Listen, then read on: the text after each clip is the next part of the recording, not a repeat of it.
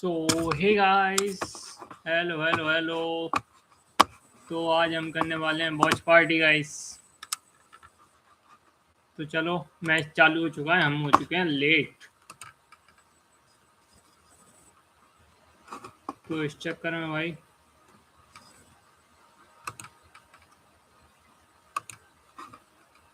चलो चलते हैं वॉच पार्टी पे।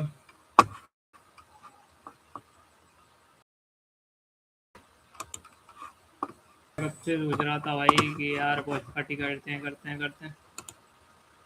फाइनली अब कर रहे हैं अपन।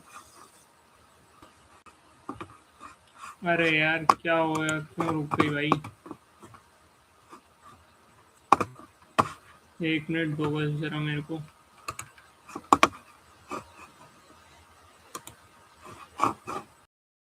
क्या हो रहा है भाई? हैं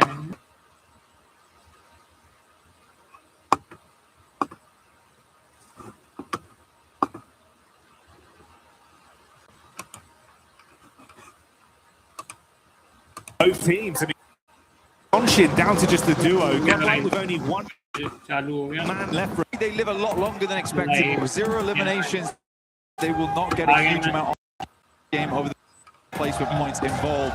AKOP inside, has to move soon. Might just end up denying the point here. Reefers spraying in. Has 270 bullets as well, so they have a lot of loot crates to pursue and peruse.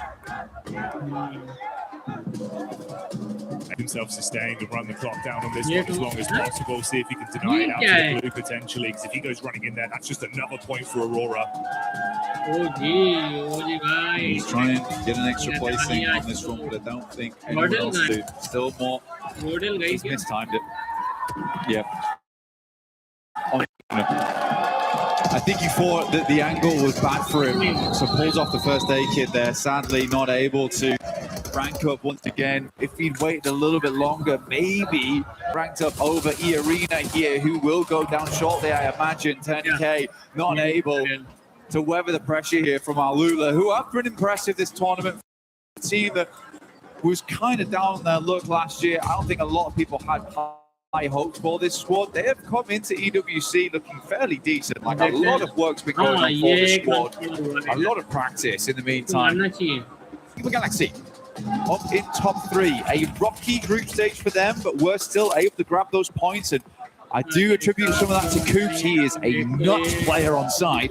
He's been a bit of King Cooper for this team, bro. Wearing that crown with some of the plays he's making. He wants to slam down on the off-angle peek behind the vehicle here.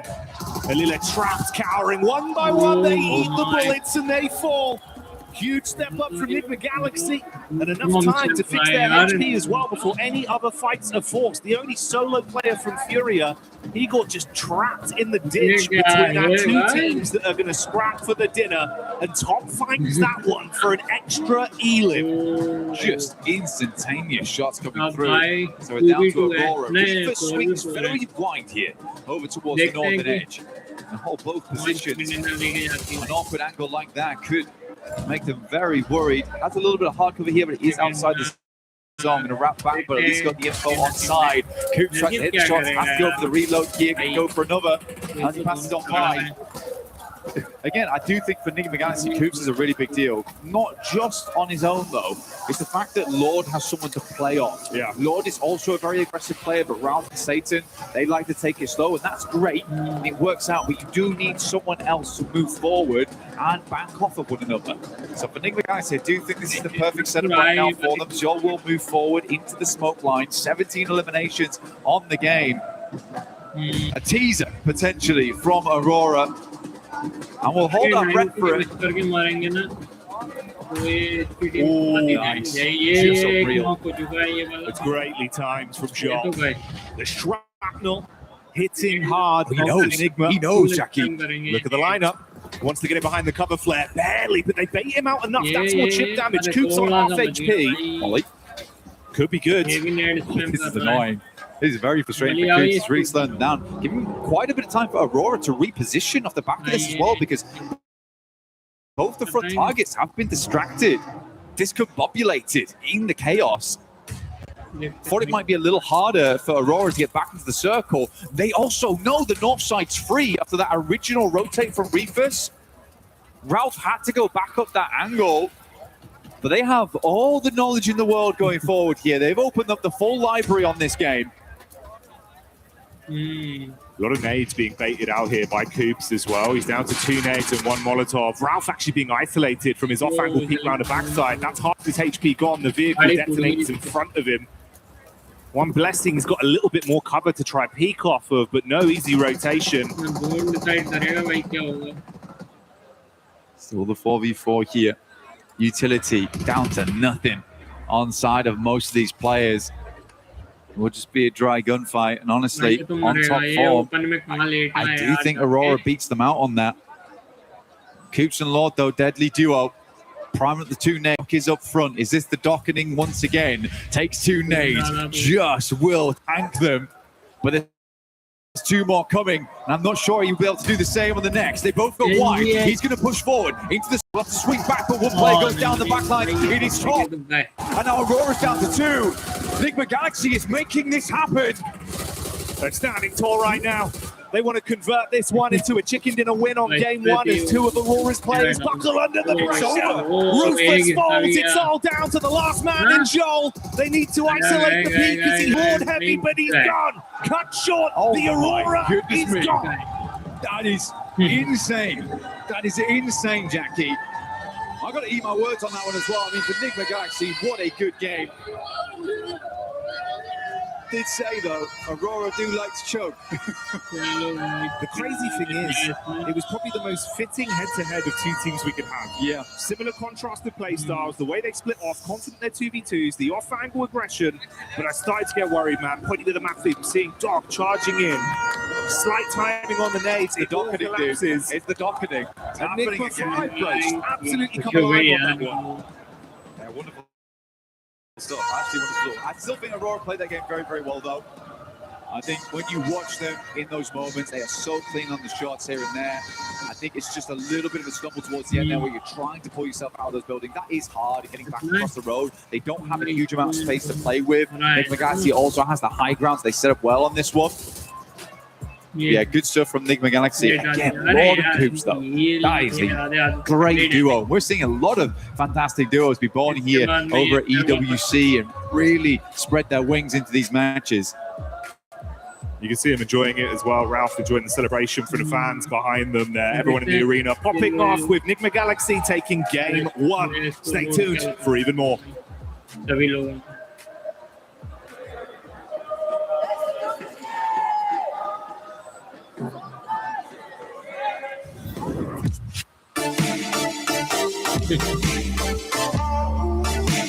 Guys मेरे को क्या लगा यार, मेरे को क्या लगता है चीज है यार, मिस्टेक कर दिए तो वो ओपन में चला गया भाई, ओपन में जाके भाई ऑलरेडी और उन लोगों ने सीधा सीधा उससे कवर था ही नहीं, इस चक्कर में वो गया। इसके लिए मेरे को लगा कि वो प्लेयर इसीलिए गया, वो आधे बीच में गाड़ी रोक दी, गाड़ी रोक के भाई ने भाई पे ले लिया, उन लोगों ने देख लिया, डाल दिया और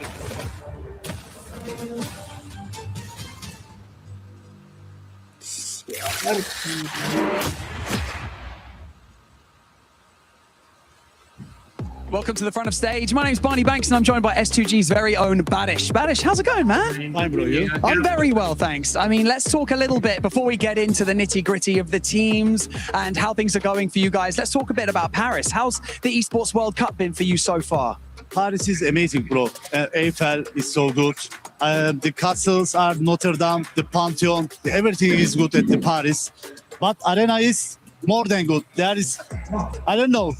It's my first time at the World Cup and it feels so good. It's amazing, right? Yeah. Let's talk a little bit about your team, S2G. Let's talk about the preparations coming to EWC. Were you guys, preparing here on site, or did you boot camp in Turkey? What was the plan? Just we did boot camp at the Istanbul. We have a gaming house at the Istanbul. And before tournament, we go to China, the Pmwc, Wow. Macau invitation tournament, and I don't know. I feel we're gonna take this. You feel like we're going to get this? Well, S2G's run through the group stage was really good. Now we're in the finals. How are the team feeling? Are they nervous? Are they excited? Like, what's the vibe from the team right now? They seeing me. My players are seeing me. Maybe we're gonna get the first place. Maybe we're gonna get the sixth place. Oh, They wow. don't know. Yeah, but I think we're gonna handle this. It's a very strong group of finalists, isn't it? So if you get on a roll, like momentum is a big thing in this game. If you start playing well, you could take it all. But do you have faith in them? Do you think they can do this? Yeah. I believe them. I believe too. Badish, thank you so much for joining me in this interview. I really appreciate it. Enjoy the event and we'll see you later. See you. Back to you guys. Interview लेगा अब Day number 1 in serious business here now. वो for अपनी Pmwc 26. And what better way to start it off than I have two lads here from India to talk about what's happened so far as well as what may be to come. So of course I have Admino and I have Aru here, as we have Godlike and of course Orangutan going to be representing from India. So I guess I'll ask you, Admino, first. You guys must have watched the survival stage. What did you think about the teams and gameplay overall from the survival stage? It was kind of little passive, like the previous group were too much aggressive, or maybe there were one more chance that where they were aggressive, and this was a survival stage. But I think Tianma got the momentum, and the top 6 were expected, as we have decided already in the podium thing that we have a fun activity over there. Yeah. And I think Alula gave a little bit surprise, and I hope so they perform good in grand finals also. But I'm hoping for Tianma to carry forward the momentum that they have already got in survival stage. How about you, Aru? What did you make of the survival stage? We tried to grab as many things as we could from the playstyles and the lobby structure to get a better understanding and to be able to predict better what the structure of the finals lobby would look like. And obviously we don't really fear anyone, but yeah, there are many respectable opponents that we need to respect in game as well, as much as we should, not more not less. So yeah, we are confident coming to the finals and looking at the survival stage. We know that when teams have like only one last chance, it's like they play more in pressure, and yeah, that's it. All right, so I wanted to actually ask a bit of a fun question since we've got two fantastic teams here. I'll start with you, Aru. If you had to take a player from Admino's team and add them to your roster, who would you pick and why? Maybe Espoir, because he's really consistent. Okay. Same question to you, Admino. Who would you take from Aru's team and why? Aru himself, because it's a good idea. What do you think about that? You think you're a good IGL? You think that's fair? I don't know, I just work. All right, so kind of final thoughts, kind of look at the finals as a whole here. I'll start with you, Admino. Well, what's your expectations here for the final? Obviously, it's an amazing lineup of 16 teams, arguably one of the best lineups of all time here at Pmwc. So how do you think your chances are here? Well, I wouldn't be saying anything. I'll just prove it by performing well. Perfect. How about you, Aru? What are you thinking for the final? I'm just here to play and enjoy the 18 games because I love this game. I don't want to feel any pressure or, set unnecessary expectations from myself. If we are going to enjoy the game, inside the game, then we are definitely going to perform well as well. Gentlemen, thank you very much for joining me and best of luck today. ठीक था फिर भी यार गॉडमिनो बनना चाहिए भाई. Thank you, Kalaris, for that amazing interview there with Admino and none other than Aru. But it does end up coming down to Aurora at the end. Even though Enigma Galaxy, congratulations, Enigma Galaxy. I gotta give this team some props because we're finally seeing the MVPs show up for that squad. But Enigma Galaxy, Coops, especially at the end, what a surprise for them being able to come out with a win. It's so nice. Just in my notes, I just have Coops because that's all you gotta say, really. I do. See that? Yeah. I can't read that.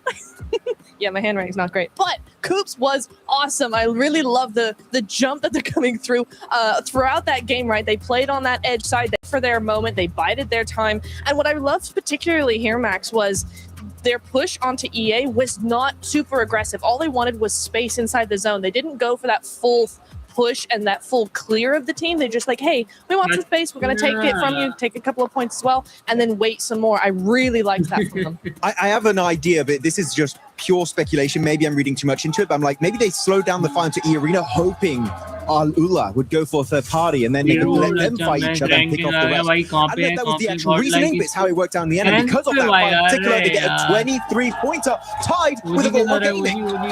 And we get just pure aggressiveness right off the bat. This feels like a PMWC finals, baby, as 3 teams were able to get 13 or more eliminations. Aurora with the 17th. Tiamba started off hot as well. Man, I didn't know. Like, I mean, you know, we came out of that survival. It's just, I just love the fact, right? I'm just getting so excited, so passionate here, that the fact that they carried on the same momentum that they had. I mean, it was exceptional from them. Obviously, took the hot drop seriously, which, you know, shout out, love a hot drop taken seriously, and were able to capitalize and obviously recover the team. And this is, it's just a crazy storyline from them, from bottom to the top. And I mean, I'm so excited to see what they can do next. Yeah, for Tiamba, they're looking to carry that momentum that we saw out of them in survival. Something that you actually enjoyed watching that game is the plan B, the adjustments that Tiamba was able to do, Max. Because they had a great hot drop, right? I think it was, what, 9 eliminations after the hot drop? Absolute mad start for these guys. And then they start losing players. They want to go for the recall, which is usually Tinglong Garden. But then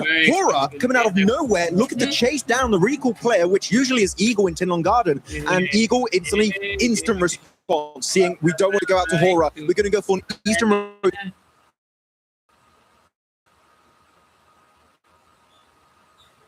A bit out of their way, but by doing so, he gets the entire team back up, and they get 16 eliminations off the back of that. Eagle, definitely, maybe not in terms of elims, in terms of what he allowed his teammates to do this match. Those teams have been performing quite well. If you haven't already, make sure you check out the EWC Play app. Go put in your predictions. You could end up getting some rewards there, depending on what your predictions are. And no surprise here that it is Milu. Tiamba with the MVP once again. 8 eliminations. This man is just non-stop right now. He is.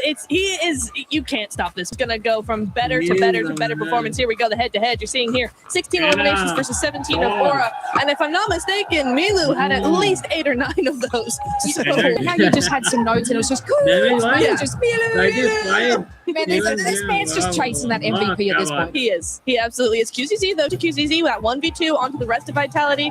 He was wiped out by Aura like seconds later, but yeah, it's a really, really good stuff there. There's a lot more players on the team than just Milu that are really fragging out. I mean, I was wondering going to this, are we going to get group stage champion? Are we going to get survival stage champion?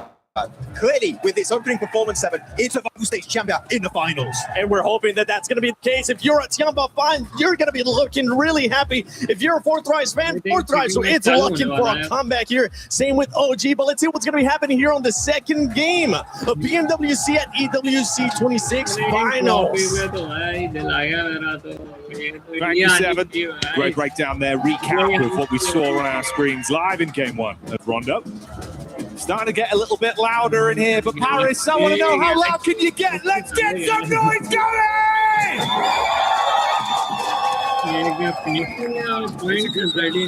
It's a real good crowd here we got here in Paris. Supporting all their teams. I mean, the Enigma Galaxy crowd, they've been loud. We'll see if they can get louder. As Enigma Galaxy are doing fairly well here so far. It's really, really nice to see. I think, again, mad props to Coops. First of all, mad props to actually being here. The guy's dodged so many events at this point. Finally gets to play some matches. But yeah, the rest of the team's also looking fantastic. Ralph looking a little bit more reserved, I would say, in the gameplay, which is good to see. Holding those angles. I actually liked where he set himself up. It became a real nuisance. The big thing was, he didn't immediately go down either. And I think a lot of times that's all he needs to do, because he knows the layout of the land. He knows where he needs to be playing. It's just sometimes he'll play those spots and then humble. And that's bad. So he's just letting the rest of his team work those angles whilst he plays that off angle in a really, really strong and quite frustrating spot to deal with. But we're heading over to our angle now, so probably a little less action involved. A little bit more calm, chilled out. And we head in towards the first portion of the day. Fury at last game did come down to Igor once again. Yeah. And honestly, mate, you know, normally I think you'd favour him in kind of positions like that, where if he had to step up as a solo, it's just how late in the game it was and how strong everyone else he was up against was looking, right? Uncomfortable position to be left in, but hey, they still squeeze some extra points out of it.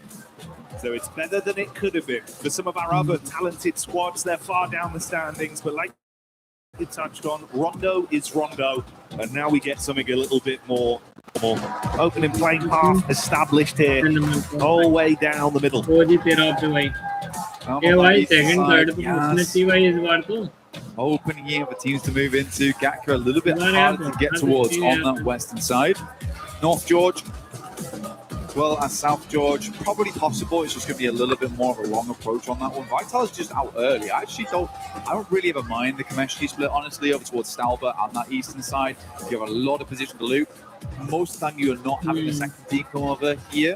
So it's just a really good position to get set up in the early game.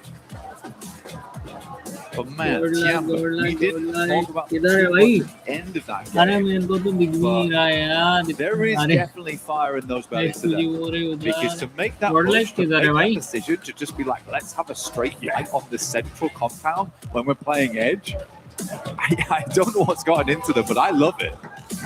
It is so good. So many elims already, and they just go, I like the look of that position. Let's take it on. I'll be having that. Fairly watery circle, mate. Starting off one of these has been a consistent trend in these crowd survival. We had quite a few very similar to this on our start. Obviously, a little bit worse for Vitality with a late rotate all the way down from Stalbert with their instant drop from the plane. Yeah. It's going to be a little bit more difficult. The rotational tools will probably be removed as well. So it is going to be a long rotate for Vitality. You are correct. That might end up, or probably will end up, creating a little bit more of a passive game for them, a slower game for them.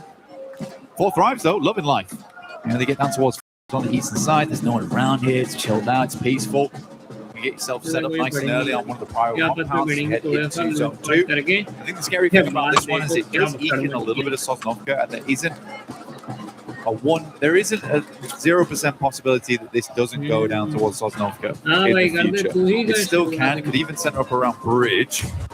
Satan on our screens. You know what, the last game, first time I've seen Satan smile this tournament, by the way. Even when they win, he usually looks like something's gone wrong. He enjoyed that one. He did like that one. That was a nice win for him.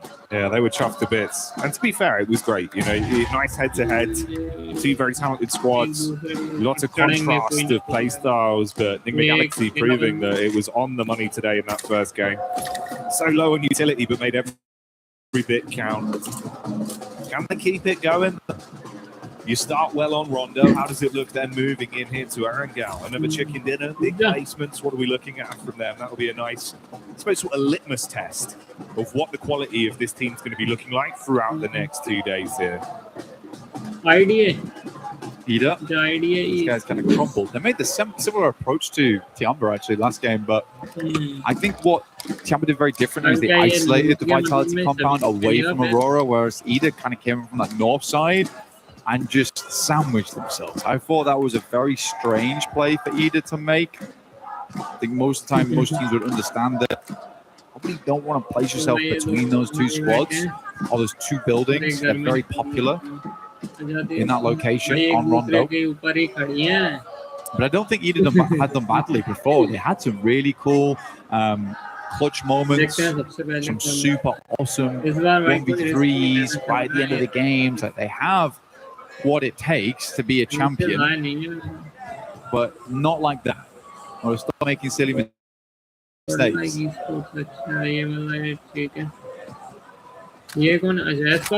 obviously we touched on Vitality going down kind of early into that one. 2 other squads that I'm assuming towards the end of the day will be in a very different place to where they are in the standings right now, would be both 4 Thrives and Godlike. 2 teams that have got so much firepower, even just individuals as well. Yeah.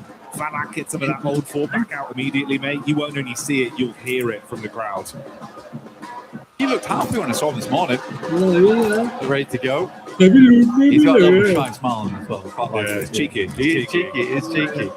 But even when I was talking to him yesterday, he seemed like he was ready and raring to go. The rest of the team all looked happy. IQ is in high spirits, which is very, very good news for the team.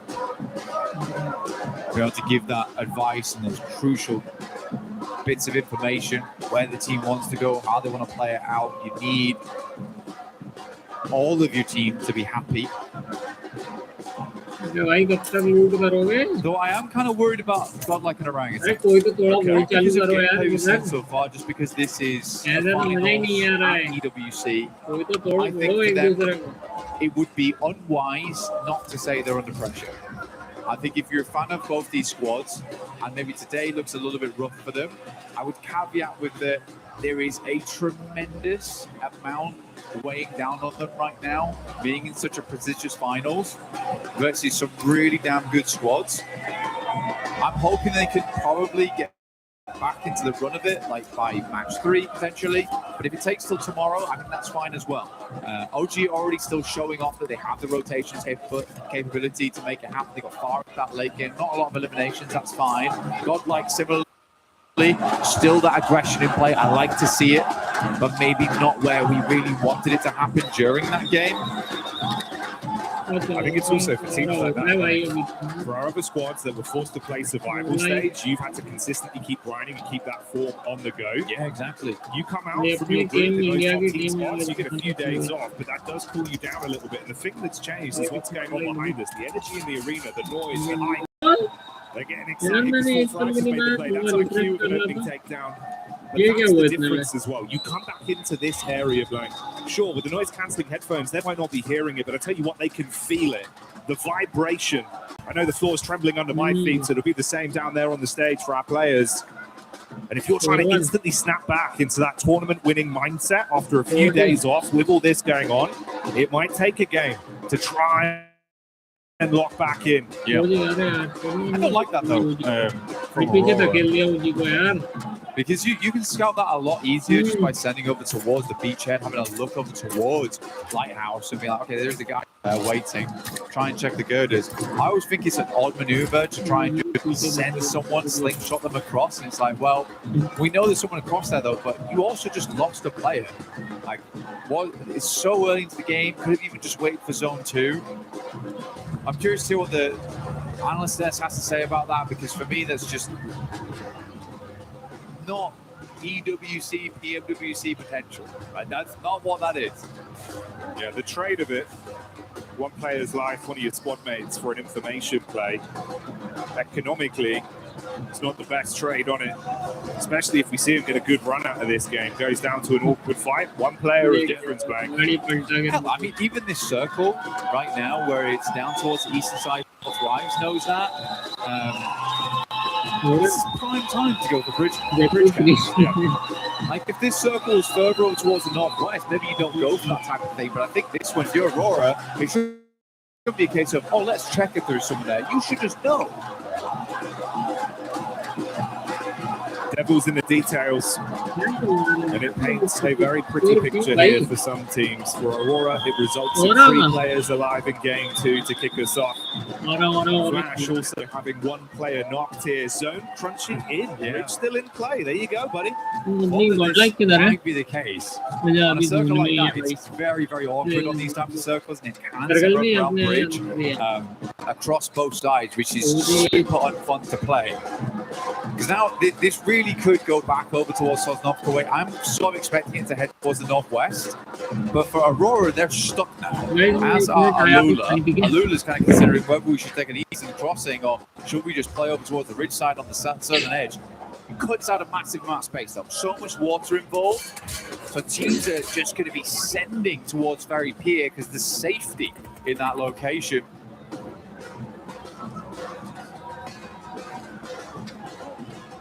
Vitality did thunderfoot their way down from Stolber quite quick. Rest of the pack, everyone else attempting to forge a path into the zone, knowing that play space will be very limited with a decent chunk of it cut out by the water and that bridge dividing either team from each other. Only 2 squads on the island right now are Alula and Aurora. We've got E-Arena on screen now. This is the P-Joker. Tiamba, though, taking the scrap towards OG. We've got to be very heavy. Trying to stay behind the trees, bro. Luckily, still alive. Yeah, great zigzag. Able to stay out of dodge there for a second. He was very close to going down. AK will be actually challenging this. But man, Aking has been making a name for the DBS, right? You know, there's a lot of nerfs that came through. S12K became the more popularized weapon. Despite that, though, Aking has been consistently winning these trades of it. He's bringing it back in fashion. Aurora fans enjoying this one so far, getting quite loud there. The banner flying. Haru. Oh, going back in. Let's see what he can do with it. Next up close and personal on to Schweitz with the opener. Not ideal for his teammates though. Joker strikes with a shotgun and Turney K outside twists the knife. Another one falls. An orangutan, it all goes down to just Aru. Trapped behind the bike sheds and laid out by Arena. To remove them. Stepped up to the plate, but not worth to sit around here with the Arena. Unfortunately, some good shots to start there, but crumble slightly. Turney K came in like a demon though from the sidelines. I think Wizgod was not expecting him to be so up close and personal. Aura played back here. They're over towards the pier itself. Four Thrives mirroring them over towards the east side. We are close towards our next circle now. Enigma Galaxy making me laugh at the moment, man. They're like, this circle looks horrendous. We're playing our drops for the rest of the game. Very looted, but we think about moving. And we're still on Sosnovka with this one. Four Thrives looking good. Out towards southern edge here. Vitality trying to confirm over towards that compound that sits towards the field. I don't think that's a bad idea here. Gives you a lot of control of the longwoods that sits around this area. Not sure what S2G is doing. I think we've got boats. Okay, that's fine. Yeah, it seems like at least one boat in play there. Dream scenario, maybe it's a hovercraft right back over to the mainland, grab their teammates, they get involved with the action later. Meanwhile, though, Godlike taking on Tiamba, Milu on his last legs. It's a decent start, but Godlike have received one knock onto their roster. This is the establisher. You can see the fight here from the top down. QZZ with the nade into the ditch. Manya very low.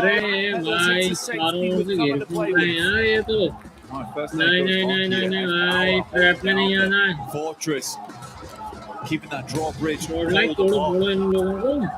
Takes a fair bit of damage here, but he's refusing to move. Manya will reinforce the front gates.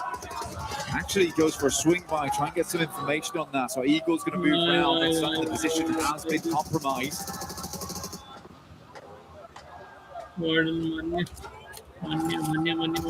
भाई मारो इनको यार उधर चलेगा यार वो दूर slowly trying to take some space back. Faint smoke wall goes up. When he gets worse for Aurora as well. That's quick from Alula finding them. This was the other team that was on the island. There's now a third party that's joined them with that late rotation round from S2G. Looks like they did go back to grab the rest of the squad. Yeah, it was Kamikaze in the hovercraft. That's paid off for them to fight towards them. Ulf, interestingly, taking the hit over as well to Godlike. So that battle turns. If it's like that, quick swing around. Big shots over towards Ulf. And then Ulf should be able to pick the players back up. They've got a good spot right now. It's not as safe as they might like it to be, but it is decently central. Circles peeling away from at this point. Amzi at distance will find a shot over towards Aurora there, leaving them at 0. Out of the game early, 23 points is where they'll end on a single point. So a great start on Rondo, but a bit of tech mouths off the back of the Erangel performance. These guys have been playing the same game.